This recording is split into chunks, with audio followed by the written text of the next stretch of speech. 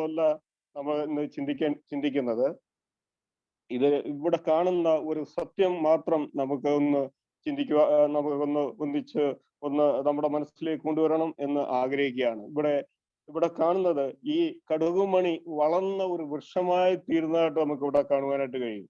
അതെ, കർത്താവ് നമ്മെ ആഗ്രഹിക്കുകയാണ്. ഒരു കടുകുമണി അതൊരു ആയുസ് മൊത്തം അത് കടുകുമണിയായിട്ടിരിക്കാതെ അത് വളർന്ന് പന്തലിച്ച് ഒരു വൃക്ഷമായി തീരുമ്പോൾ അവിടെ നമ്മൾ കാണുന്നത് ആകാശത്തെ പറവകൾ വന്ന് അതിൻ്റെ കൊമ്പുകളിൽ വസിപ്പാൻ തക്കവണ്ണം വൃക്ഷമായി തീരുന്നു.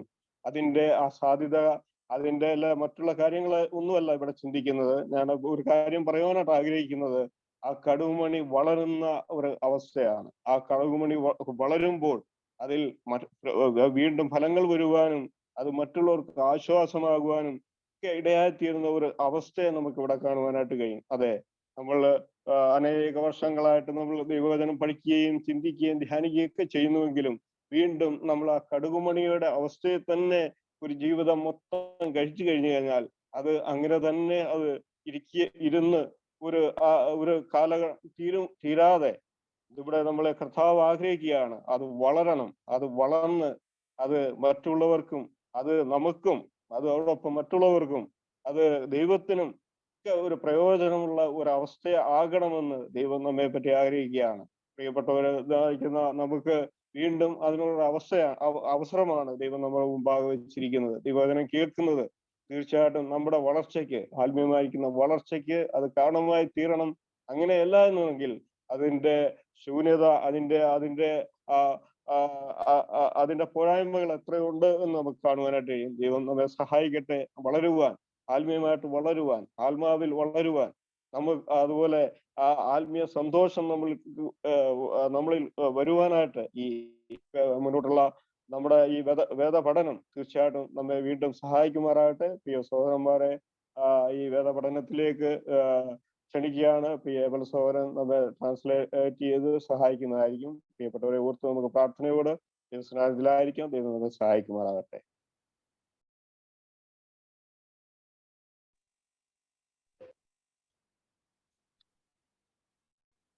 ബ്രദർ, നമ്മുടെ എഡിറ്റിംഗ് ടൈം ഒന്നുകൂടെ പറയാം.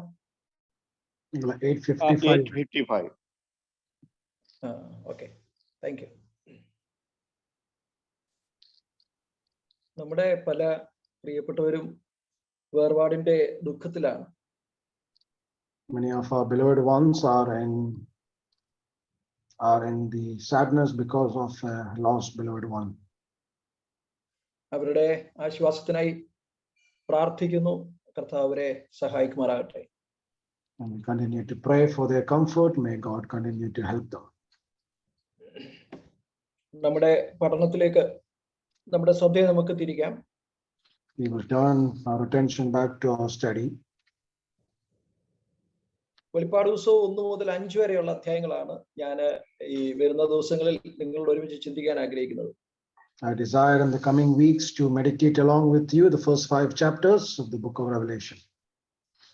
അതില് വെളിപ്പാട് പുസ്തകത്തിലെ 7 സ്ഥലം സഭകളും ആരാധനയും എന്നുള്ള വിഷയമാണ് നമ്മൾ ചിന്തിക്കുന്നത്. And we are exhorting on the topic of the 7 churches and the aspect of worship from the book of Revelation. 7 local churches and worship. 7 local churches and worship. Yeah. നമ്മൾ കഴിഞ്ഞ ആഴ്ച ആമുഖമായി ചില കാര്യങ്ങൾ ചിന്തിക്കുകയുണ്ടായി. Last week we were meditating a few aspects as an introduction. ഒന്നാം അധ്യായം വിശാലമായി ചിന്തിക്കേണ്ട ഒരു അധ്യായമാണ്. And the chapter 1 is a chapter that needs expansive attention. എന്നാൽ ഞാൻ അത് വിശാലമായി ചിന്തിച്ചാൽ നമുക്ക് മറ്റുള്ള അധ്യായങ്ങളിലേക്ക് പോകാൻ സമയം കിട്ടില്ല. But if we do that, we will be time bound to not go into the other chapters. ഞാൻ ഒന്നാം അധ്യായം ഒന്ന് ഓടിച്ചു പറഞ്ഞു പോവാം.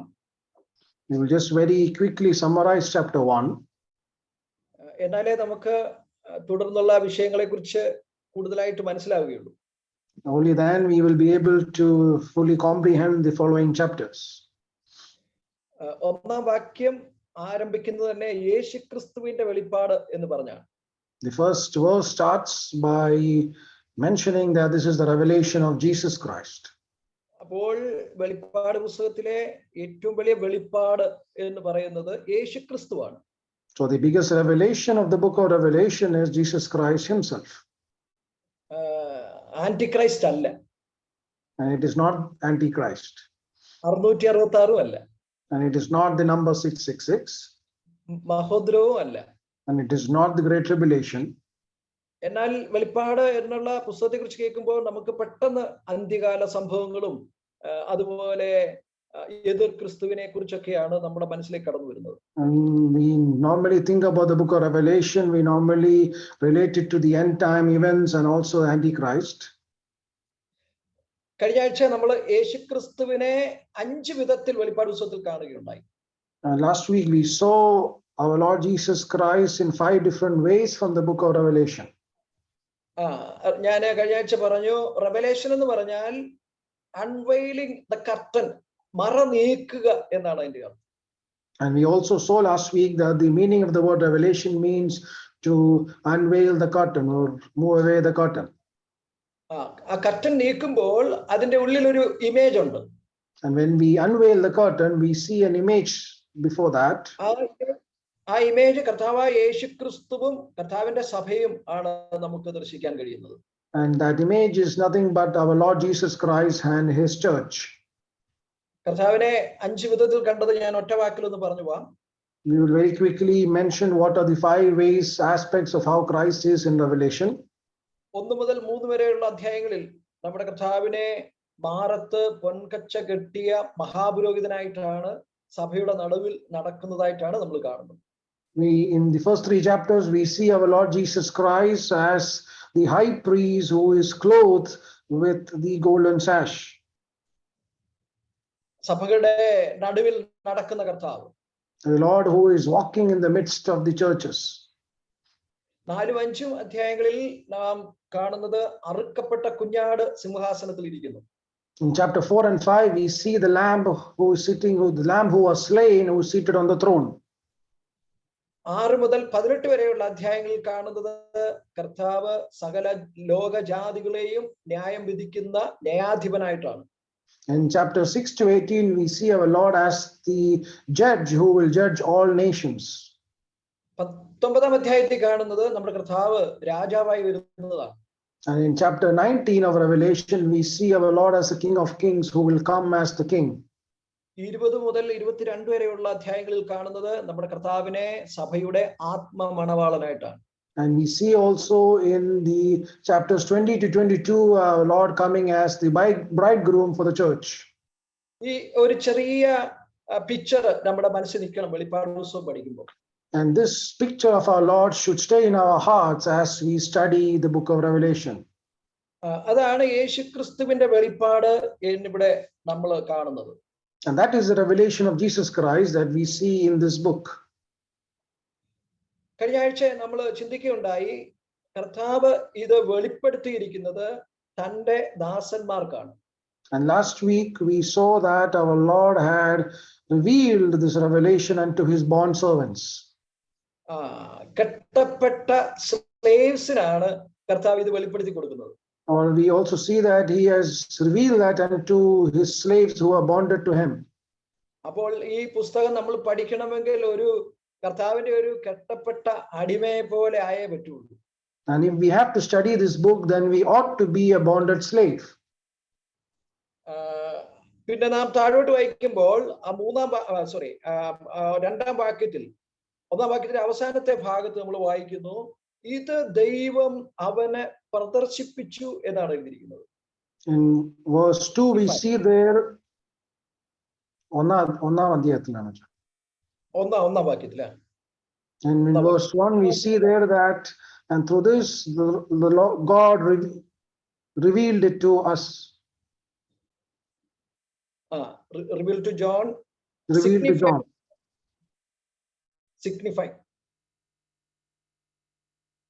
In verse 1, okay, we see that is being signified and revealed to John. Signified എന്നുള്ള വാക്ക്. ആ signified എന്നുള്ള വാക്കിന്റെ അർത്ഥം യഥാർത്ഥത്തിൽ പിക്ചർ ആയിട്ട് കാണിച്ചു കൊടുക്കുക എന്നാണ് അതിന്റെ അർത്ഥം.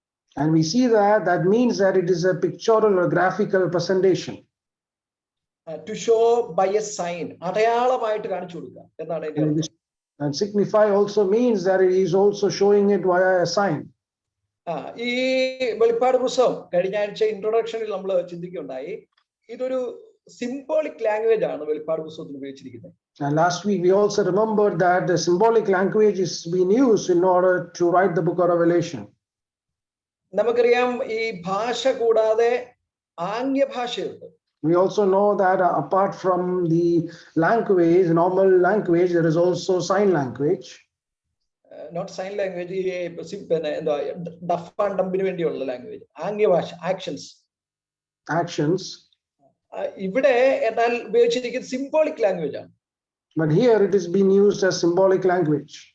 സിംബോളിക് ലാംഗ്വേജിന്റെ ഒരു പ്രത്യേകത എന്ന് പറയുന്നത്, ഈ വേർഡുകൾക്ക് കാലം കഴിയും തോറും വേർഡുകൾക്ക് മീനിങ്ങിന് വ്യത്യാസം വരാം. The symbolic language, we see that even though that the words have been used, they might be different meaning as they have been used. എന്നാൽ സിംബോളിക് ലാംഗ്വേജിന് ഒരിക്കലും വ്യത്യാസം വരത്തില്ല.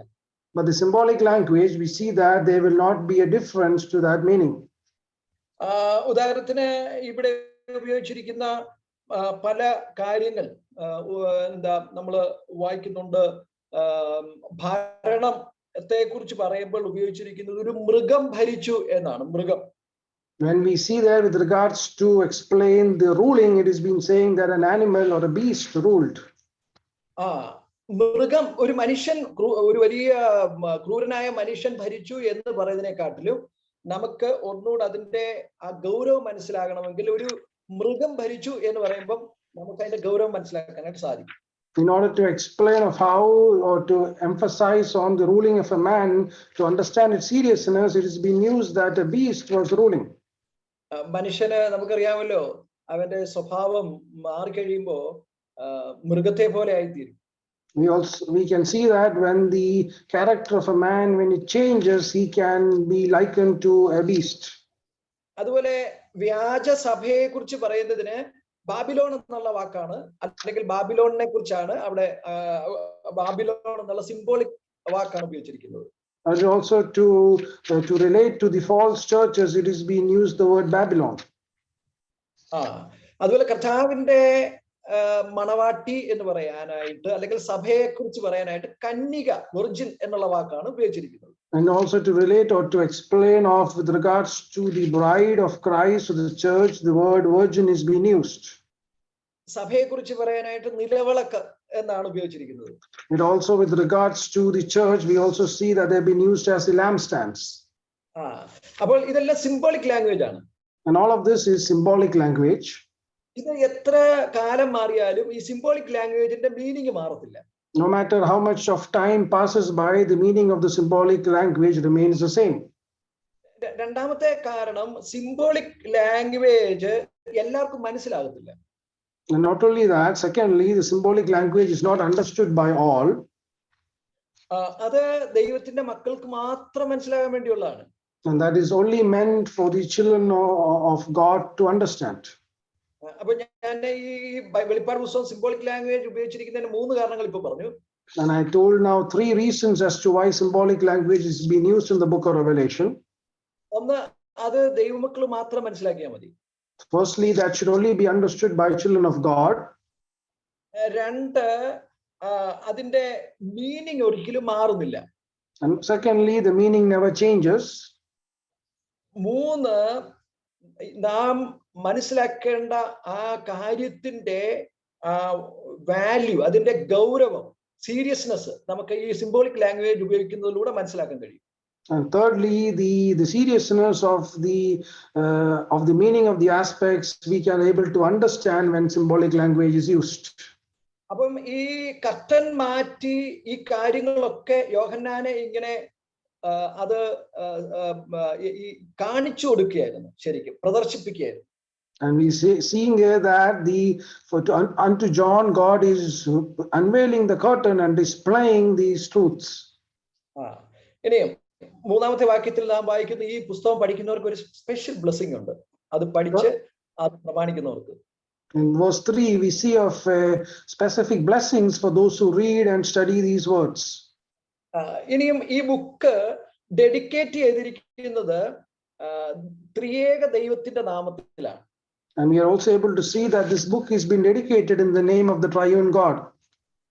ആ 4ഉം 5ഉം വാക്യങ്ങൾ നമ്മൾ വായിക്കുമ്പോ അവിടെ നമ്മൾ ആ നിന്നും എന്നുള്ള പ്രയോഗം നോക്കുക. അവിടെ 3 ദൈവത്തിന്റെ പിതാവായ ദൈവം, പുത്രനായ ക്രിസ്തു, പരിശുദ്ധാത്മാവ്, അവരെ 3 പേരെ നമുക്ക് അവിടെ കാണാനായിട്ട് സാധിക്കുന്നുണ്ട്. In verses 4 and 5 we are able to see the triune God, our God the Father, Jesus Christ his Son, and the Holy Spirit. 4ാമത്തെ വാക്യത്തിൽ നമ്മൾ വായിക്കും, യോഹന്നാൻ ആസിയിലെ 7 സഭകൾക്കും എഴുതുന്നത് ഇരിക്കുന്നവനും ഇരുന്നവനും വരുന്നവനുമായെങ്കിൽ നിന്ന്, അത് പിതാവായ ദൈവത്തെ കുറിച്ചാണ്, ആയവനിൽ നിന്ന്. എന്നിട്ട് നാം അടുത്ത് വായിക്കുന്നു, അവന്റെ സിംഹാസനത്തിന് മുമ്പുള്ള 7 ആത്മാക്കൾ. 7 ആത്മാക്കൾ എന്നവിടെ പറഞ്ഞിരിക്കുന്നത് പരിശുദ്ധാത്മാവിന്റെ കംപ്ലീറ്റ് സ്പിരിറ്റ് എന്നുള്ള അർത്ഥമാണ്. 7 ആത്മാക്കളിൽ നിന്നും. അടുത്ത് നമ്മൾ വായിക്കുന്ന 5ാം വാക്യത്തിൽ വിശ്വസ്ത സാക്ഷിയും മരിച്ചവരിൽ ആദിജാതനും ഭൂരാജാക്കന്മാർ അധിപതിയുമായ യേശു ക്രിസ്തു, 3 പേരെയും അവിടെ നമ്മൾ കാണുന്നു. In verses 4 we can see of from him who is and who was and who is to come, that is related to God the Father, and from the 7 spirits who are before his throne, that reveals to the Holy Spirit in its fullness. And in verse 5 we are able to see from Jesus Christ the faithful witness. ഞാൻ എല്ലാവർക്കും അത് മനസ്സിലായെന്ന് വിചാരിക്കുന്നു. I hope everybody understood that. അവിടെ പിതാവായ ദൈവം, അതുപോലെ തന്നെ 7 ആത്മാക്കൾ എന്ന് പറഞ്ഞിരിക്കുന്നത്, അത് പിന്നീട് നമ്മൾ ഈ 7 ആത്മാക്കൾ എന്തിനാ പറഞ്ഞത് പിന്നീട് നമ്മൾ ദൈവം ചിന്തിക്കും. 7 ആത്മാക്കള് കർത്താവായ യേശു ക്രിസ്തു, 3 പേരെയും നമുക്ക് ഈ പുസ്തകം ഡെഡിക്കേറ്റ് ചെയ്യുന്നതിനുള്ള ബന്ധത്തിൽ കാണാൻ സാധിക്കുന്നുണ്ട്. We are able to see that this book is dedicated unto God the Father, the 7 spirits about whom we will also meditate later, and about the Lord Jesus Christ. എന്നിട്ട് 6ാം വാക്യത്തിൽ ഈ പുസ്തകം യേശുക്രിസ്തുവിന്റെ മഹത്വത്തിനായി സമർപ്പിക്കുന്നതാണ് കാണുന്നത്. നോക്കുക, 6ാമത്തെ വാക്യം, നമ്മെ സ്നേഹിക്കുന്നവനും നമ്മുടെ പാപം പോക്കി നമ്മെ തന്റെ രക്തത്താൽ വിടുവിച്ച് തന്റെ പിതാവായ ദൈവത്തിന് നമ്മെ രാജ്യവും പുരോഹിതന്മാരും ആക്കി തീർത്തവനുമായവൻ എന്നേക്കും മഹത്വം. യേശുക്രിസ്തുവിനെയാണ് അവിടെ കാണുന്നത്. And we are able to see in verses 5, last portion, and verse 6 in English, to him who loves us and released us from our sins by his blood, and he has made us to be a kingdom priest to his God the Father. To him be the glory and the dominion forever and ever. ഇനിയും ഈ പുസ്തകത്തിന്റെ main ടൈറ്റിലാണ് 7ാമത്തെ വാക്യം. And verse 7 we see as the primary title of this book. ഇതാ അവൻ മേഘാരൂഢനായി വരുന്നു. Behold, he is coming with the clouds. അതാണ് ഈ പുസ്തകത്തിലെ ഏറ്റവും പ്രധാനപ്പെട്ട വിഷയം, നമ്മുടെ കർത്താവ് വരുന്നു. And that is the most important aspect of this book, that our Lord Jesus Christ is coming very soon. ഇനിയും 8ാമത്തെ വാക്യം വായിക്കുമ്പോ അവിടെ ഈ പുസ്തകം ദൈവം കൊടുത്തിരിക്കുന്നു. ആ ദൈവത്തിന്റെ 3 പ്രത്യേകതകൾ നമ്മൾ കാണുന്നു. And in verse 8, when we come there, we see of the 3 important aspects or characters of the God who is given this book. ഒന്ന്, അവൻ അൽഫയും ഒമേഗയുമാണ്. വേഴ്സ് 8 ആണ് ഞാൻ ഇപ്പൊ പറയുന്നത്. Verse 8, firstly we see that he says that I am the Alpha and the Omega. ഇനിയും 2, അവൻ ഇരിക്കുന്നവനും ഇരുന്നവനുമാണ്. Who is and who was. എന്ന് പറഞ്ഞാൽ he is eternal God എന്നാണ് അതിന്റെ അർത്ഥം. It means that he is the eternal God. ഇനി അടുത്ത് നമ്മൾ വായിക്കുന്നു സർവശക്തിയുള്ള ദൈവം. And thirdly we see there that he is the Almighty God. അപ്പോൾ ഈ പുസ്തകം അരുളി ചെയ്യുന്നത്, അല്ലെങ്കിൽ അത് യോഹന്നാന് വെളിപ്പെടുത്തി കൊടുക്കുന്നത് ആരാണ് എന്നാണ് 8ാം വാക്യത്തിൽ നമ്മൾ കാണുന്നത്. And verse 8 also portrays unto who is revealing this unto John. 1-2 വാക്യങ്ങൾ അത് നമ്മൾ വളരെ ക്രമമായിട്ട് കാണുന്നുണ്ട്. അത് ദൈവം അത് ദൈവം യേശുക്രിസ്തുവിനെ വെളിപ്പെടുത്തി, യേശുക്രിസ്തു മൂലം അത് ദൂതന് വെളിപ്പെടുത്തി, ദൂതൻ യോഹന്നാന് വെളിപ്പെടുത്തി, യോഹന്നാൻ അത് സഭകൾക്ക് അല്ലെങ്കിൽ നമുക്ക് വെളിപ്പെടുത്തി തന്നിരിക്കുന്നു. In verses 1 and 2 we see the very specific order there, that our Lord Jesus Christ was revealed unto the angels, who are then revealed to John, and John unto the 7 churches. അപ്പോൾ നോക്കുക, ഇവിടെ അതിന്റെ ആ source വന്നിരിക്കുന്നത് ആരിൽ നിന്നാണ് എന്നാണ് 8ാം വാക്യത്തിൽ പറയുന്നത്. അവൻ അൽഫയും ഒമേഗയുമാണ്. അവൻ ഇരുന്നവനും ഇരിക്കുന്നവനുമാണ്, അവൻ സർവശക്തിയുള്ള ദൈവമാണ്.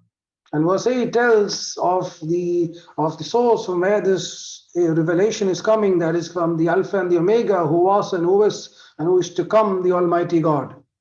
ഞാൻ ഇതെല്ലാം ഒറ്റ വാക്യത്തിലേക്ക് പറഞ്ഞു പോരുകയായിരുന്നു. So now I'm telling all of this in one verse. കാരണം ഒരു ചെറിയ ഇൻട്രൊഡക്ഷൻ കിട്ടാൻ വേണ്ടിയാണ്.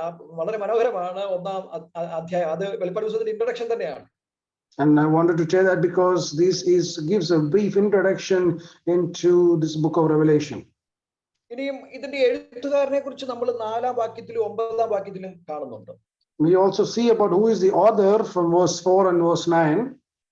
4-ാം വാക്യത്തിൽ നമ്മൾ വായിക്കുന്നു, യോഹന്നാൻ ആസിയിലെ 7 സഭകൾക്കും എഴുതുന്നത്. And in verse 4 we see that John is writing unto the 7 churches that are in Asia. 9-ാം വാക്യത്തിൽ നമ്മൾ വായിക്കുന്നു, നിങ്ങളുടെ സഹോദരനും യേശുവിന്റെ കഷ്ടത്തിൽ രാജ്യത്തിൽ സഹിഷ്ണുതയിൽ കൂട്ടാളിയുമായി യോഹന്നാൻ എന്ന ഞാൻ ദൈവവചനവും യേശുവിന്റെ സാക്ഷ്യവും നിമിത്തം പത്മോസ് എന്ന ദ്വീപിലായിരുന്നു. In verse 9 we see that I, John, your brother and fellow partaker in the tribulation and knowledge and perseverance which are in Jesus, was on the island called Patmos. യോഹന്നാൻ 5 പുസ്തകങ്ങളാണ് എഴുതിയിരിക്കുന്നത്. John has written 5 books. അതിനകത്ത് 5 നമുക്കറിയാം. ഒന്നാമത്തത് യോഹന്നാന്റെ സുവിശേഷമാണ്. And the first one is the gospel according to John. എന്തിനാണ് യോഹന്നാൻ സുവിശേഷം എഴുതിയത്? Why did John write the gospel? 20-ാം അധ്യായം 31-ാമത്തെ വാക്യത്തിൽ നമ്മൾ വായിക്കുന്നുണ്ട്. When we come into John 20 and verse 31, it gives us the answer to that. യേശു ദൈവപുത്രനായ ക്രിസ്തു എന്ന് നിങ്ങൾ വിശ്വസിക്കേണ്ടതിനും വിശ്വസിച്ചിട്ട് അവന്റെ നാമത്തിൽ ജീവൻ ഉണ്ടാകേണ്ടതിനും ഇത് എഴുതിയിരിക്കുന്നു. These things have been written so that you may believe that Jesus is the Christ, the Son of God, and that believing you may have life in his name. അപ്പോൾ ഗോസ്പൽ എഴുതിയിരിക്കുന്നതിന്റെ കാരണം യേശു ക്രിസ്തുവിൽ വിശ്വസിച്ച് ജീവൻ പ്രാപിക്കാൻ വേണ്ടിയാണ്. And the reason why the gospel was written so that we may believe that Jesus is Christ, and that by doing so that we may have life. യോഹന്നാൻ 3 ലേഖനങ്ങൾ എഴുതിയിരിക്കുന്നു. അടുത്ത 2-ാമത്തെ section. Secondly, John has written 3 epistles. അത് എഴുതിയതിന്റെ കാരണം 1 യോഹന്നാൻ 5:13 വായിക്കുന്നുണ്ട്. And the reason why he wrote the epistles, we see the reason in 1 John chapter 5 and verse 13. അവിടെ നാം വായിക്കുന്നത് ഇങ്ങനെയാണ്, ദൈവപുത്രന്റെ നാമത്തിൽ വിശ്വസിക്കുന്ന നിങ്ങൾക്ക് ഞാൻ ഇത് എഴുതിയിരിക്കുന്നത് നിങ്ങൾക്ക് ജീവൻ ഉണ്ടെന്ന് അറിയേണ്ടതിന് തന്നെ. These things have I written to you who believe in the name of the Son of God, so that you may know that you have eternal life. അപ്പോൾ യോഹന്നാൻ സുവിശേഷം എഴുതിയതിന്റെ ആ റീസൺ ഇംഗ്ലീഷിൽ പറയുന്നത് ബിലീവ് എന്നുള്ളതാണ്, വിശ്വസിക്കുക. The reason why John wrote the gospel was so that we may believe. ലേഖനം എഴുതിയിരിക്കുന്നതിന്റെ കാരണം B sure, നമുക്ക് വിശ്വസിച്ച നമുക്ക് ജീവൻ ഉണ്ടെന്ന് നമുക്ക് ഉറപ്പുണ്ടാകുക, അതാണ് അതിന്റെ ലക്ഷ്യം. And the reason why he wrote the epistles is that we will have an assurance or the surety of what we believed. ആ 2 വാക്യം കൂടെ ചേർന്ന് നമ്മൾ പഠിക്കേണ്ടത് ആവശ്യമാണ്. And there's a reason for us, there's a need for us to study both of these verses together. കർത്താവായ യേശുവിൽ വിശ്വസിച്ചവർക്ക് വിശ്വസിച്ച മാത്രയിൽ ജീവൻ ലഭിച്ചു. For those who have believed on the Lord Jesus Christ, they have received life. ആ ജീവൻ നമുക്കുണ്ട് എന്നുള്ള ആ assurance നമുക്ക് ആവശ്യമാണ്. And there is a surety or an assurance that we need of that life that we have received. ഇനി 3-ാമത്തെ കാറ്റഗറിയിലെ ആണ് വെളിപ്പാട് പുസ്തകം വരുന്നത്. And the third category is the book of Revelation. 22-ാം അധ്യായം 20-ാം വാക്യത്തിൽ യോഹന്നാൻ ഈ വെളിപ്പാട് പുസ്തകം എഴുതിയതിന്റെ ഉദ്ദേശം അവിടെയുണ്ട്. When we come into chapter 22 and the last verses, verse 22, ഇത് സാക്ഷിക്കുന്നവൻ അതേ ഞാൻ വേഗം വരുന്നു എന്ന് അരുളി ചെയ്തു. He who testifies to these things says, yes, I come quickly. Be ready എന്നുള്ളതാണ് വെളിപ്പാട് പുസ്തകത്തിന്റെ ഉദ്ദേശം. And the reason for writing the book of Revelation is for us to be ready, or to understand that we need to be ready. ഈ 5 ബുക്കുകളും 3 കാറ്റഗറിയിലാണ് വരുന്നത്. And these 5 books can be classified into 3 different categories. ഇങ്ങനെ പുതിയ നിയമത്തിലെ, പഴയ നിയമത്തിലായാലും പുതിയ നിയമത്തിലായാലും ഇതുപോലെ 3 തലങ്ങളിലും എഴുതിയത് യോഹന്നാൻ മാത്രമേ ഉള്ളൂ. Even whether it be in the Old Testament or in the New Testament, there's only John who has written books in these 3 categories. അപ്പോൾ വെളിപ്പാട് പുസ്തകം നമ്മൾ പഠിക്കുമ്പോൾ നാം നേരത്തെ ചിന്തിച്ച പോലെ അതിന്റെ മെയിൻ ടൈറ്റിൽ എന്നുള്ളത് നമ്മുടെ കർത്താവ് വരുന്നു, നാം ഒരുങ്ങുക എന്നുള്ളതാണ്. And when we study the book of Revelation, we need to understand that the title means our Lord is coming very soon and we need to be ready. ഇനി വെളിപ്പാട് പുസ്തകത്തിന്റെ മാത്രമുള്ള മറ്റൊരു പ്രത്യേകതയാണ്, വെളിപ്പാട് പുസ്തകം തന്നെ വെളിപ്പാട് പുസ്തകത്തിന് ഔട്ട്ലൈൻ തന്നിട്ടുണ്ട്. And there is another speciality of the book of Revelation, that the book itself has given its outline. 1-ാം അധ്യായത്തിന്റെ 19-ാം വാക്യത്തിലാണ് നമ്മൾ വായിക്കുന്നത്. And we read that in chapter 1 and verse 19. അവിടെ ഈ പുസ്തകത്തെ 3ആയിട്ട് തിരിച്ച് ഈ പുസ്തകം തന്നെ വേർതിരിക്കുന്നത് നമുക്ക് മനസ്സിലാക്കാൻ സാധിക്കുന്നുണ്ട്. And we are able to see how this book is being classified into 3 areas there itself. നീ കണ്ടത്, ഇപ്പോഴുള്ളത്, ഇനി സംഭവിക്കാനുള്ളത്. Write these things which you have seen, and the things which are, and the things which will take place after these things. ഈ 3 ആയിട്ടാണ് വെളിപ്പാട് പുസ്തകത്തിന് outline നൽകിയിരിക്കുന്നത്. And these 3 are the separate areas of the outline of the book of Revelation. അതില് 1-ാം അധ്യായത്തിൽ നാം കാണുന്നത് നീ കണ്ടത്. In chapter 1 we see of the things that you have seen already. അപ്പോൾ 1-ാം അധ്യായത്തിൽ നമ്മൾ കാണുന്നത് കർത്താവായ യേശുവിനെയാണ്. And in chapter 1 we see our Lord Jesus Christ. 2-3 അധ്യായങ്ങൾ ഇപ്പോഴുള്ളത്. And chapter 2 and 3 the things which are now currently. 4-ാം അധ്യായത്തിന് 1-ാം വാക്യത്തിൽ തന്നെയുണ്ട് മേലാൽ സംഭവിക്കാനുള്ളത്. And from chapter 4 verse 1 onwards, it's there that verses are the things that should happen here on.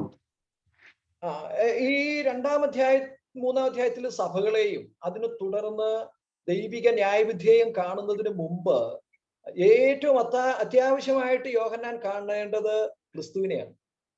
And right after seeing chapter 2 and 3 about the churches, and before seeing the judgment, what the most important thing that John needs to see is our Lord Jesus Christ.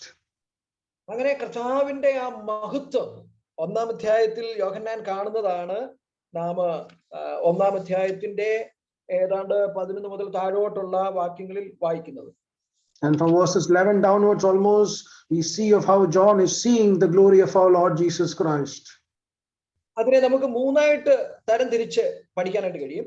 And we are able to classify that into 3 areas and study that. 11 മുതലുള്ള വാക്യങ്ങള് verses 11 onwards.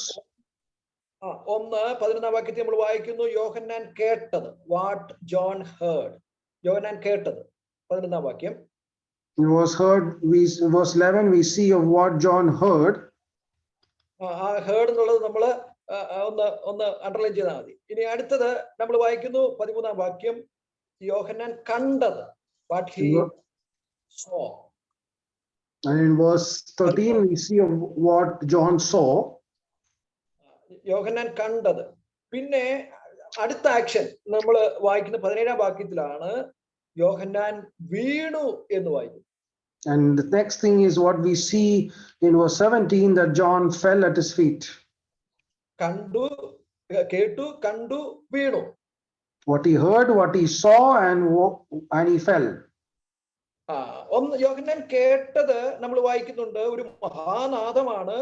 ആ നാദത്തിൽ പറഞ്ഞത്, നീയെ എന്നോട് സംസാരിച്ച നാദം കാണുവാൻ എന്ന് തിരിഞ്ഞപ്പോൾ 7 നിലവിളക്കുന്ന നടുവിൽ നിലയെങ്കി ധരിച്ച് മാർത്ത് പൊൻകച്ച കെട്ടിയവനായ മനുഷ്യപുത്രനുള്ള സദൃശനായി കണ്ടു. അതിന് മേളിൽ നമ്മൾ വായിക്കുന്നുണ്ട് 11-ാം വാക്യത്തിൽ, ഒരു പുസ്തകത്തിൽ എഴുതി, നീ കാണുന്നത് ഒരു പുസ്തകത്തിൽ എഴുതി, Ephesus, Smyrna, Pergamos, തിയത്തൈര, Sardis, Philadelphia, ലവോദിക്ക എന്ന 7 സഭകൾക്ക് നീ എഴുതി അയക്കുക. അതാണ് കേട്ട ശബ്ദം.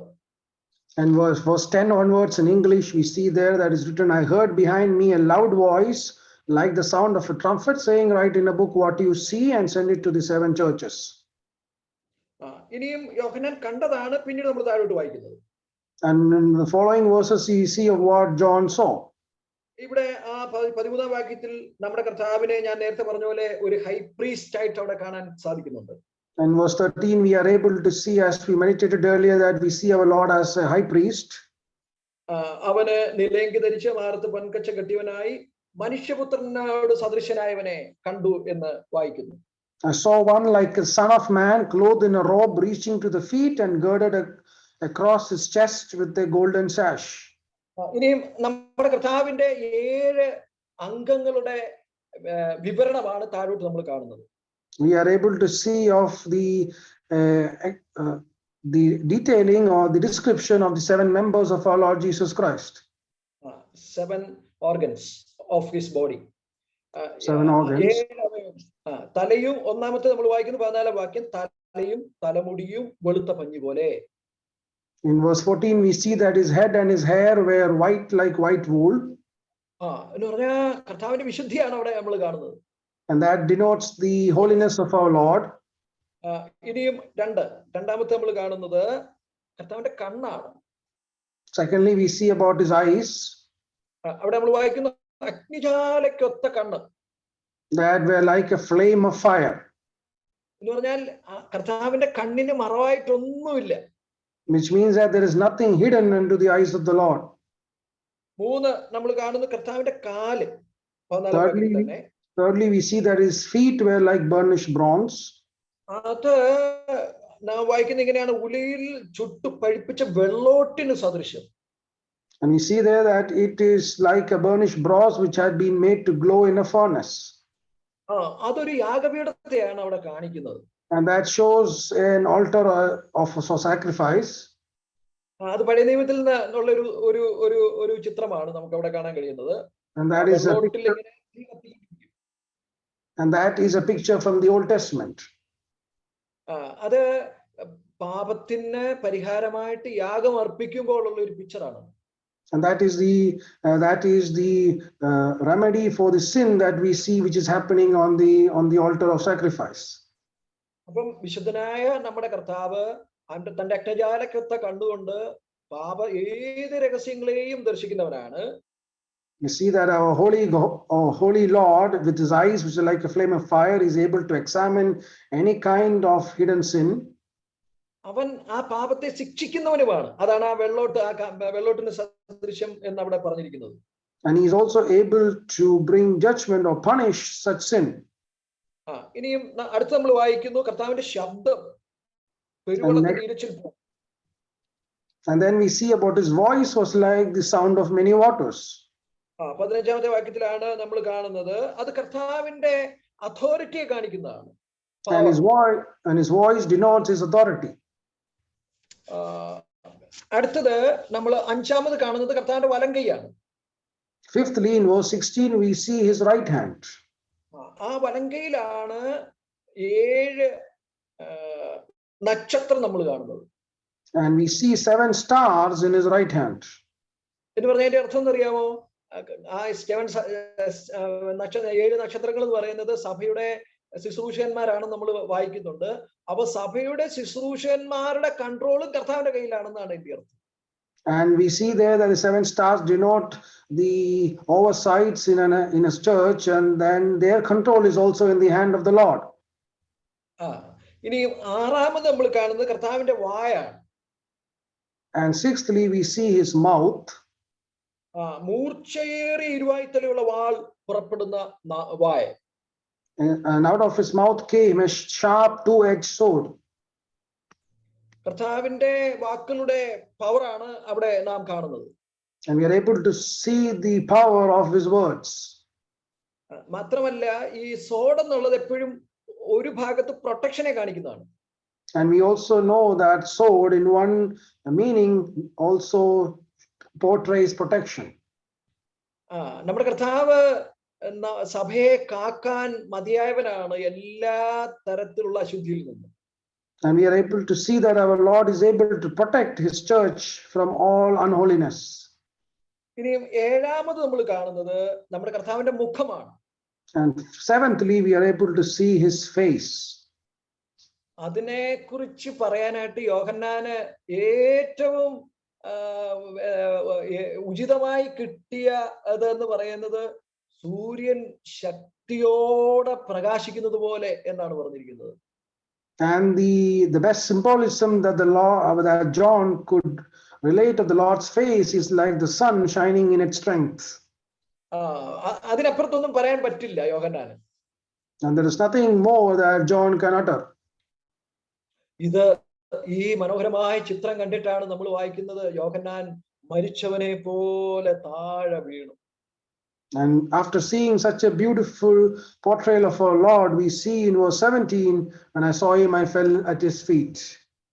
നമ്മുടെ കർത്താവിന്റെ മഹത്വം കാണുന്നവരെല്ലാം അവന്റെ മുമ്പിൽ വീഴും. For everyone who will see the glory of our Lord will fall at his feet.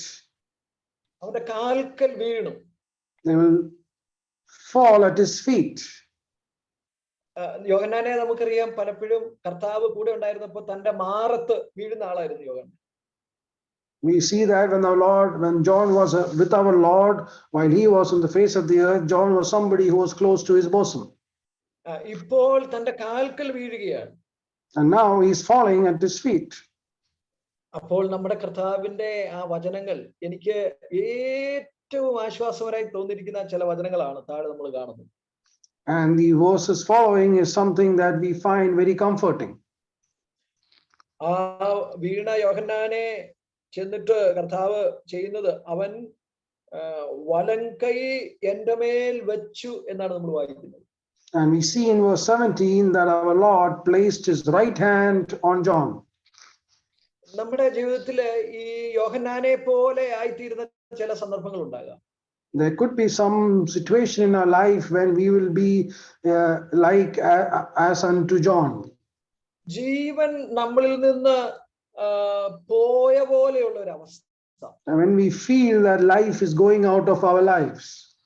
വീണ് പോകുന്ന ഒരു അവസ്ഥ. ചിലപ്പോൾ നമ്മള് ചില പ്രത്യേകമായിട്ടുള്ള ദുഃഖങ്ങളിൽ കൂടെ കടന്നു പോകുമ്പോഴായിരിക്കാം. Maybe a situation that we are falling down when we go through some certain aspects of sadness. അപ്പോൾ കർത്താവ് വന്ന് വലങ്കൈക്ക് തട്ടുകയാണ്, വലങ്കൈ കൊണ്ട് പുറത്ത് തട്ടുകയാണ്. And at that time our Lord is coming and patting with his right hand. എന്നിട്ട് പറയുന്നത്, നീ പേടിക്കണ്ട എന്നാണ്.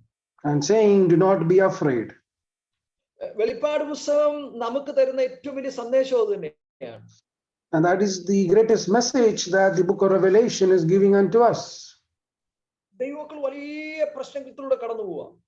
And the people of God are going through great affliction. അപ്പോൾ നൽകുന്ന സന്ദേശം എന്ന് പറയുന്നത്, നമുക്കൊരു വലിയ ഭാവി, ഒരു മനോഹരമായ ഭാവി മുന്നിലുണ്ട് എന്നുള്ള സന്ദേശമാണ് വെളിപ്പാട് പുസ്തകം നൽകുന്നത്. And the book of Revelation is giving us a great message of a great hope that is ahead of us, a future.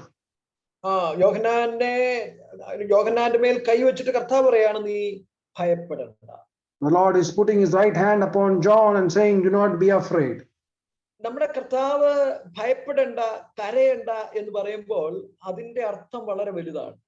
When our Lord says, do not be afraid, do not weep, then there is a great meaning to that. അതിന് നമ്മൾ കരയണ്ട എന്ന് പറഞ്ഞാൽ നമുക്ക് അതിനപ്പുറത്ത് പ്രത്യേകിച്ച് ആ കരയുന്ന വ്യക്തിക്ക് കൊടുക്കാനായിട്ട് പ്രത്യേകിച്ചൊന്നുമില്ല. When we say that do not weep, do not cry, then there's nothing more we can give unto that person. എന്നാൽ കർത്താവ് കരയണ്ട എന്ന് പറയുമ്പോൾ കർത്താവിന് അതിന്റെ മുമ്പിൽ അവരെ ആശ്വസിപ്പിക്കാൻ കൊടുക്കാൻ ഉണ്ട്. But when our Lord says that do not be afraid, do not weep, then there is something that our Lord can give unto them ahead of that. മാർത്തയോടും മറിയോടും കരയണ്ട എന്ന് പറയുമ്പോൾ കർത്താവിന് ലാസറിനെ ഉയർപ്പിക്കാൻ കഴിയും. When our Lord said unto Martha and Mary that do not weep, do not cry, then our Lord was able to raise up Lazarus. നമുക്ക് അത് പറഞ്ഞാൽ നമുക്കൊന്നും ചെയ്യാൻ പറ്റത്തില്ല. But when we say something like that, we are not able to proceed with any further actions. അപ്പൊ കർത്താവിന്റെ വാക്കുകൾക്കുള്ള ശക്തി അവിടെയാണ്. കർത്താവിന്റെ പക്കൽ പരിഹാരമുണ്ട്. And that is the power of the words of our Lord, for there is a solution with him. നീ ജീവനെ കുറിച്ച് പേടിക്കേണ്ട ആവശ്യമില്ല. We don't need to be afraid of our life. നീ മരണത്തെ കുറിച്ച് പേടിക്കണ്ട. You don't need to be afraid of death. നാം അടുത്ത് വായിക്കുന്നതാണ്, ഞാൻ ആദ്യനും അന്ത്യനും ജീവനുള്ളവനുമാകുന്നു. And that is what we read following in verse 17 and 18. I am the first and the last and the living one. അടുത്ത നമ്മൾ വായിക്കുന്നത്, ഞാൻ മരിച്ചവനായിരുന്നു എന്നാൽ ഇപ്പോൾ ഇത് എന്നേക്കും ജീവിച്ചിരിക്കുന്നു. I was dead and behold, I am alive forevermore. മരണത്തിന്റെയും പാതാളത്തിന്റെയും താക്കോല് എന്റെ കൈവശമുണ്ട്. And I have the keys of death and of Hades. എത്രയോ ആശ്വാസകരമായ വചനമാണ് ഇവിടെ നമ്മൾ വായിക്കുന്നത്. We see of a great extent of comforting words in these verses. ദൈവസന്നിധിയിൽ വീഴുന്നവർക്കുള്ള വലിയ അനുഗ്രഹമാണ് ഇവിടെ നാം കാണുന്നത്. We see of the great blessing for people who will fall in the presence of God. കർത്താവ് നമ്മുടെ വളരെ പ്രയാസങ്ങളും പ്രതികൂലവും അനുഭവിക്കുന്ന സാഹചര്യങ്ങളിൽ കർത്താവിന്റെ ഈ ആശ്വാസവചനങ്ങൾ നമുക്ക് അനുഗ്രഹമായി തീരട്ടെ. When we go through great affliction and difficulties in our lives, may these words of our Lord bring comfort to our hearts. നമ്മൾ ഇനിയും നമ്മുടെ വിഷയത്തിലേക്ക് ഒന്ന് പ്രവേശിക്കേണ്ടതായിട്ടിരിക്കുന്നു. We need to go into our topic. നമ്മൾ 7 സഭകളെ കുറിച്ചാണ് പഠിക്കാനായിട്ട് പോകുന്നത്. And we are going to study about the 7 churches. നമ്മൾ 1-ാം അധ്യായത്തിന്റെ 13, 16, 20 വാക്യങ്ങളിൽ നമ്മൾ സഭയെ കുറിച്ച് കാണുന്നുണ്ട്. And we come into chapter 1 verses 13, 16 and 20, we see about the churches. അവിടെ സഭയ്ക്ക് ഒരു പേര് നമ്മൾ കാണുന്നുണ്ട്. പൊൻ നിലവിളക്ക് എന്നാണ് അതിന്റെ പേര്. And we see there of a name that has been given to the churches, which is the golden lampstands. ദൈവസഭയെ പല കാര്യങ്ങളോട് സാദൃശ്യപ്പെടുത്തി നമുക്ക് കാണാൻ കഴിയുന്നുണ്ട്. We are able to see of how the church is being symbolified against many things. സഭ ഒരു മന്ദിരമാണ്. We know that the church is a temple. സഭ ഒരു ദൈവിക നിവാസ സ്ഥാനമാണ്. The church is a dwelling place of God. ദൈവത്തിന്റെ കൃഷിയാണ്. The church is the farmland of the Lord. ദൈവത്തിന്റെ ഗോശാലയാണ്, flock. അതുപോലെ കർത്താവിന്റെ ശരീരമാണ്, അതുപോലെ കർത്താവിന്റെ ബ്രൈഡാണ് എന്നൊക്കെ നമുക്ക് കാണാനായിട്ട് സാധിക്കുന്നുണ്ട്. We are able to see that the church is like the bride, like the body of Christ. ഇതെല്ലാം ആ സഭയുടെ അർത്ഥം, അതിന്റെ പ്രത്യേകത മനസ്സിലാക്കാൻ വേണ്ടിയുള്ളതാണ്. And all of that is being mentioned in order to understand the meaning of church. ഇവിടെ നമ്മൾ കാണുന്നത് സഭയെ സാദൃശ്യപ്പെടുത്തിയിരിക്കുന്നത്, ആ സിംബോളിക് ആയിട്ട് ഉപയോഗിച്ചിരിക്കുന്നത് 7 golden lampstand എന്നാണ്. And we see here that the symbolic meaning or the explanation of the churches is that the 7 golden lampstands or candlesticks. ഇവിടെ ആ 7 എന്നുള്ളത് അത് ആ കംപ്ലീറ്റ്നെസ്സിനെ കാണിക്കുന്നതാണ്. ആ 7 എന്നുള്ളത് അല്ലാതെ ഇത് ഈ 7 സഭകൾക്ക് വേണ്ടി മാത്രം എന്നുള്ള അർത്ഥമല്ലുള്ളത്. And the word 7 there denotes the completeness or the perfection. നമ്മൾ താഴെ പലയിടത്തും വായിക്കുന്നുണ്ട്, ആത്മാവ് സഭകളോട് പറയുന്നത് ചെവിയുള്ളവൻ കേൾക്കട്ടെ എന്നായിരുന്നു. And in the verses following we see there, let them hear what is being mentioned unto the churches. അപ്പോൾ ഇത് എല്ലാ ലോക്കൽ ചർച്ചസിന് വേണ്ടിയുള്ളതാണ്. And so this is being written unto all local churches. ആ 7 എന്നുള്ളത് ഇത് എല്ലാവർക്കും വേണ്ടിയുള്ളതാണെന്നുള്ള അർത്ഥമാണുള്ളത്. നമ്മുടെ എല്ലാ സഭകളെയും പ്രതിനിധീകരിക്കുന്ന 7 സഭകളാണ് ഈ സഭകൾ. And the 7 denotes that this is a representation of all the churches that exist. ഇനിയും ഇത് ഗോൾഡൻ എന്ന് ഉപയോഗിക്കുന്നതിന്റെ കാരണം ആ സഭയുടെ വാല്യൂ എന്താണ്, അതിന്റെ മഹത്വത്തെ, അതിന്റെ ഗ്ലോറിയെ കുറിച്ച് പറയാൻ വേണ്ടിയാണ്. And the word golden is being used there to emphasize on the value of these churches or its glory. ഇനിയും ഇതിനകത്ത് ബ്രദർ വായിച്ച ആ വേർഷനും അതുപോലെ തന്നെ പല വേർഷനും ഉപയോഗിച്ചിരിക്കുന്ന വാക്ക് ഗോൾഡൻ ലാമ്പ് സ്റ്റാമ്പ് തന്നെയാണ്. എന്നാൽ പഴയ KJV-ക്കകത്ത് കാൻഡിൽ സ്റ്റിക്ക് എന്നാണ് ഉപയോഗിച്ചിരിക്കുന്നത്. In certain English translations it's been the word lampstands, but in KJV it has been written as candlesticks. കാൻഡിൽസ്റ്റിക് എന്നുള്ള പ്രയോഗം തെറ്റാണ്. And the word candlestick is wrong. ഒരു കാൻഡിൽസ്റ്റിക്ക് കത്തുന്നത് അതിന്റെ തന്നെ സോഴ്സിൽ നിന്നാണ്. A candlestick is lighted from its own source. എന്നാൽ ഒരു ലാമ്പ് സ്റ്റവ്, ഒരു നിലവിളക്ക് കത്തുന്നത് വെളിയിൽ നിന്നുള്ള ആ ഇന്ധനത്തിൽ നിന്ന്, ആ ഊർജത്തിൽ നിന്നാണ് കത്തുന്നത്. But the lampstand is also being lighted from an external source. ദൈവസഭയുടെ പ്രത്യേകത അങ്ങനെ തന്നെയാണ്. കർത്താവിൽ നിന്നാണ് ദൈവസഭ ശോഭിക്കാൻ ഇടയായിത്തീരുന്നത്. But that is also the peculiarity of the church of God, because it is also being lightened from our Lord Jesus Christ. ഇനിയും ഈ നിലവിളക്ക് എന്ന് പറഞ്ഞിരിക്കുന്നതിന്റെ മറ്റൊരു ആശയം, ഒരു സഭയുടെ ഏറ്റവും വലിയ ഉത്തരവാദിത്വമാണ് ഒരു സഭ ആ സ്ഥലത്ത് ആത്മീക വെളിച്ചം നൽകുന്നതായിരിക്കണം. There's another meaning of the church is also that means that the church is also supposed to be like a lampstand to bring out great light where it is being placed. ഫിലിപ്പിലേഖനം 2-ാം വാക്യത്തിൽ നാം ഫിലിപ്പിയ സഭയെ കുറിച്ച് വായിക്കുന്നുണ്ട്. When you come into Philippians chapter 2 and verse 15, it writes about the church at Philippi. വക്രതയും കോട്ടമുള്ള തലമുറയുടെ നടുവിൽ നിങ്ങൾ അനന്യരും പരമാർത്ഥികളും ദൈവത്തിന്റെ നിഷ്കളങ്ക മക്കളും ആകേണ്ടതിന് എല്ലാ പിറുവിറുപ്പും പാദവും കൂടാതെ ചെയ്യുവീൻ. അവരുടെ ഇടയിൽ നിങ്ങൾ ജീവന്റെ വചനം പ്രമാണിച്ചുകൊണ്ട് ജ്യോതിസുകളെ പോലെ പ്രകാശിക്കണം. In Philippians chapter 2 and verse 15, we see there in the midst of a perverse and crooked generation, you need to appear as lights in the world. അപ്പോൾ പ്രകാശിക്കുന്ന വളരെ വിലയേറിയ ഒരു മനോഹരമായ സ്ഥാപനമാണ് സഭ എന്ന് പറയുന്നത്. So the church is something that needs to bring forth light and which is of great value. ഇനിയും ഈ 7 നിലവിളക്കും സെപ്പറേറ്റ് ആണ്. And we are also seeing here that all of these 7 lampstands are separate. പഴയ നിയമത്തിലെ നിലവിളക്ക് നമ്മൾ കാണുന്നുണ്ട്, ഒരു സ്റ്റാൻഡിൽ 7 ശിഖരങ്ങളാണ്. We see in the Old Testament that we see that these 7 lampstands in the Old Testament are 7 branches of one lampstand. എന്നാൽ ഇവിടെ പറഞ്ഞിരിക്കുന്ന ഓരോ സ്ഥലം സഭയും സ്വതന്ത്രമാണ് എന്നുള്ളതാണ്.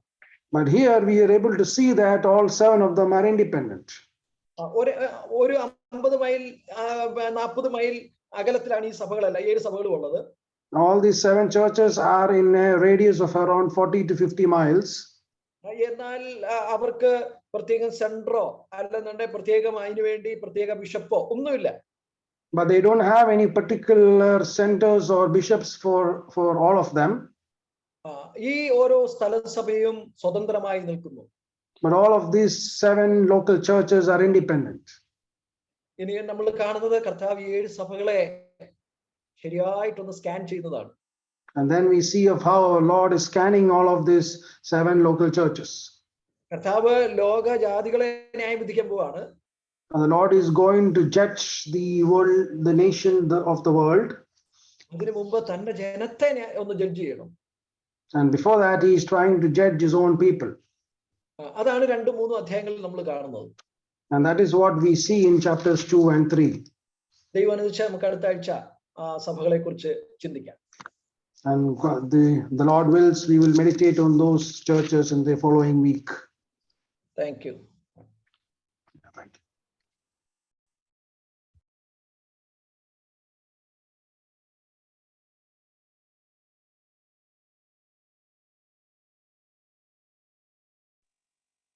ദൈവം മഹത്വപ്പെടുമാറാകട്ടെ. പ്രിയ സഹോദരന്മാരെ ഓർത്ത് ദൈവത്തിന് സ്തോത്രം ചെയ്യുന്നു.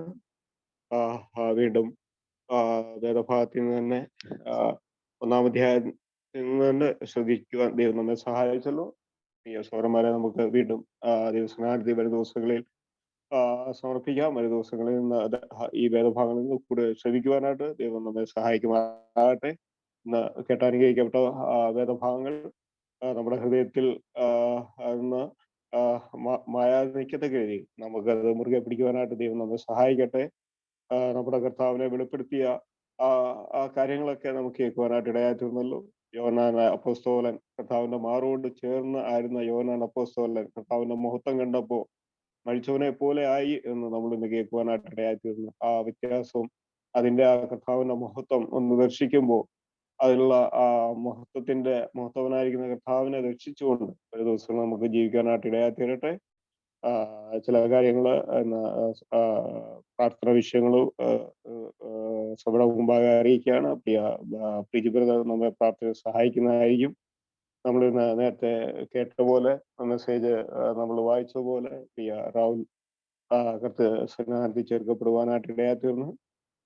പ്രിയ സോഹനെ നമ്മൾ നേരിൽ കണ്ടിട്ടില്ല എങ്കിലും കഴിഞ്ഞ ചില നാളുകളായിട്ട് നമ്മുടെ പ്രാർത്ഥനയിൽ നമ്മൾ വഹിച്ചത് കൊണ്ട് ആ സഹോദരൻ നമ്മോടൊപ്പം നമ്മുടെ ഒരു കൂട്ടാളിയായിട്ട്, നമ്മുടെ സഹോദരനായിട്ട് തന്നെയാണ് നമ്മുടെ കൂടെ ഉണ്ടായിരുന്നത്. നമ്മുടെ ഹൃദയത്തിൽ അങ്ങനെയായിരുന്നല്ലോ.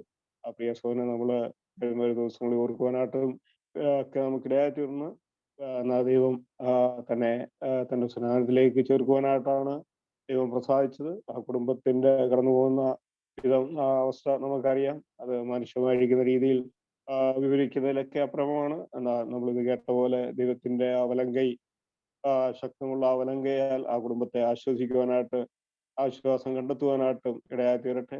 നമുക്ക് ആ കുടുംബത്തെയും ഒക്കെ ഓർക്കാം. പ്രത്യേകിച്ച് സ്റ്റാലി ബ്രദർ നാളെ യാത്ര തിരിക്കുന്നുണ്ട്. പ്രിയ സഹോദരനെ നമുക്ക് പ്രാർത്ഥനയെ ഓർക്കാം. അതുപോലെ മറ്റു വിഷയങ്ങളും നമ്മുടെ മുമ്പാകെ ഉണ്ടല്ലോ. ആ വിഷയങ്ങളെല്ലാം ഓർത്ത് പ്രിയ സഹോദരൻ പ്രാർത്ഥിക്കുന്നതായിരിക്കും. പ്രത്യേകിച്ചുള്ള വിഷയം PA+ന്റെ എൻഗേജ്മെന്റ് 13-ാം തീയതി അടക്കേണ്ടിയിരിക്കുന്നു. ആ കാര്യം ഓർക്കണം. അതുപോലെ വരും ദിവസങ്ങളിൽ യാത്ര ചെയ്യുന്ന പ്രിയപ്പെട്ടവരെ ഓർക്കണമേ. അതുപോലെ വരും നമ്മുടെ സഭാ കൂടിവരവുകളെ നമുക്ക് ഓർക്കുവാനായിട്ട് ഇടയായി തീരട്ടെ. ജോലി ആവശ്യമുള്ള പ്രിയപ്പെട്ടവരെ നമുക്ക് ഓർക്കുവാനായിട്ട് ഇടയായി തീരട്ടെ. അതുപോലെ മറ്റ് നമ്മൾ ദിവസം ഓർക്കുന്ന നമ്മുടെ ലിസ്റ്റിലുള്ള മറ്റു വിഷയങ്ങളും പ്രാർത്ഥന ഓർക്കണമെന്ന് അപേക്ഷിക്കുന്നു.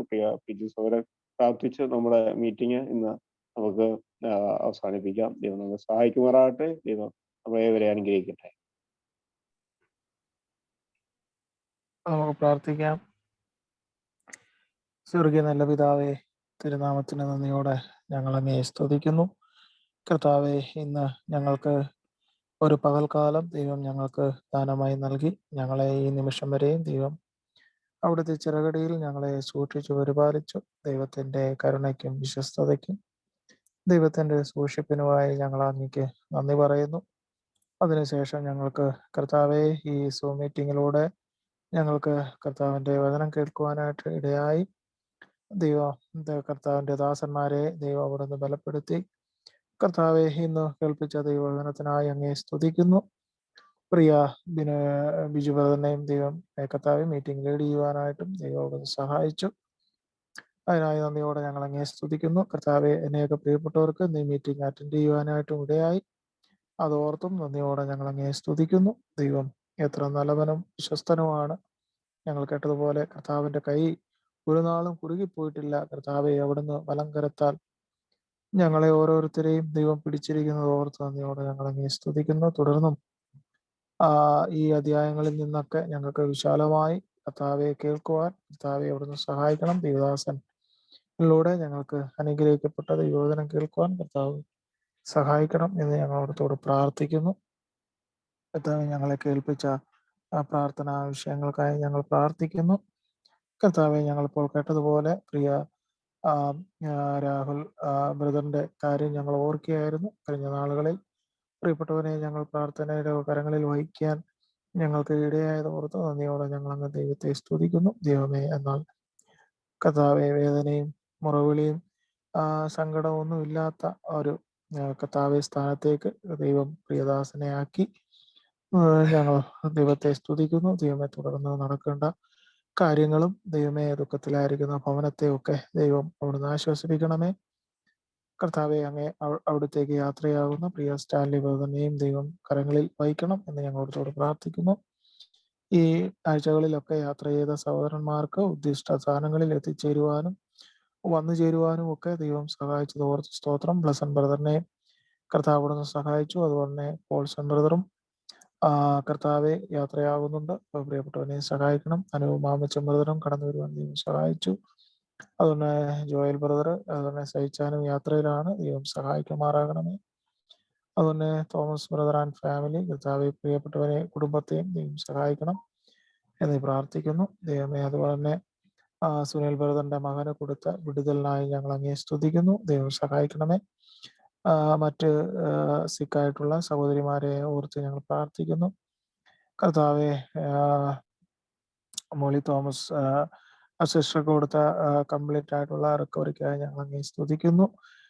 ദൈവമേ, അതുപോലെ തന്നെ ജെസിന്റെ ഓർക്കുന്നു, ജോളി സിസ്റ്ററിനെ ഓർക്കുന്നു, സുചിത്ര സിസ്റ്ററിനെ, അതുപോലെ മേരിയൻ സിസ്റ്ററിനെ ഒക്കെ ഓർക്കുന്നു. ദൈവമേ, അവർക്ക് ആവശ്യമായിരിക്കുന്ന കർത്താവെ സൗഖ്യവും ബലവും ഒക്കെ ദൈവം നൽകി കൊടുക്കണം. ഞങ്ങളുടെ മധ്യത്തിൽ കർത്താവെ രോഗികളായിരിക്കുന്ന മറ്റു മാതാപിതാക്കളുണ്ട്, അവരെ ഓർത്ത് പ്രാർത്ഥിക്കുന്നു. കർത്താവ് റീനിച്ചാന്റെ പിതാവ്, സാംജി ബ്രദറിന്റെ പിതാവ്, അടിയന്റെ പിതാവ്, വിനോദ ബ്രദറിന്റെ പിതാവ്, അതുപോലെ പ്രിറ്റി സിസ്റ്ററിന്റെ പിതാവ്, റിൻസി സഹോദരിയുടെ പിതാവ്, ഇവരെയൊക്കെ ഓർത്ത് പ്രാർത്ഥിക്കുകയാണ്. കർത്താവെ ആവശ്യമായിരിക്കുന്ന എല്ലാ ക്ഷേമവും പ്രിയ പിതാക്കന്മാർക്ക് ദൈവം നൽകണമെന്ന് പ്രാർത്ഥിക്കുന്നു. അതുപോലെ മാതാക്കളായിട്ട് ഷെറി മാമയുടെ മാതാവിനെ ഓർത്ത് പ്രാർത്ഥിക്കുന്നു. അനൂപ് ബ്രദറിന്റെ മാതാവിനെ ഓർത്ത് പ്രാർത്ഥിക്കുന്നു. ദൈവമേ, കർത്താവെ, ഞങ്ങൾക്ക് ന്യൂ ബോൺ ചിൽഡ്രൻ, കർത്താവെ കുഞ്ഞുങ്ങളെ ഓർത്ത് പ്രാർത്ഥിക്കുന്നു. അവർക്ക് ആവശ്യമായിരിക്കുന്ന ദൈവകൃപ കർത്താവ് നൽകണമെന്ന് പ്രാർത്ഥിക്കുന്നു. അതുപോലെ ബലഹീന സൗകര്യന്മാരെ ഓർത്ത് പ്രാർത്ഥിക്കുന്നു.